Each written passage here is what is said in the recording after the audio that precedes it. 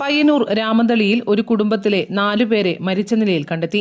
രാമന്തളിയിലെ KT Kaladharan, അമ്മ ഉഷ, കലാധരന്റെ മക്കളായ ഹിമ, കണ്ണൻ എന്നിവരെയാണ് മരിച്ച നിലയിൽ കണ്ടെത്തിയത്.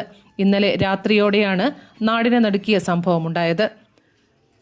നാട് വളരെ ദുഃഖത്തോടുകൂടിയൊരു നിമിഷത്തിലേക്ക് നിൽക്കുന്നത്. കലാധരനും ഒരമ്മയും ഉഷയും 2 കുട്ടികളും മരിച്ച നിലയിൽ കാണുന്ന ഒരു നിലയിലേക്കാണ് ഇപ്പോൾ എത്തിയിട്ടുണ്ട്. SP വരുന്നുണ്ട്. SP വന്നതിന് ശേഷം മാത്രമേ ഇതിൻ്റെ കൂടുതൽ കാര്യങ്ങൾ വ്യക്തമാവൂ. മറ്റ് പ്രത്യക്ഷത്തിലുള്ള കാരണങ്ങളൊന്നും നാട്ടുകാരെ സംബന്ധിച്ചിട്ട് അറിയില്ല.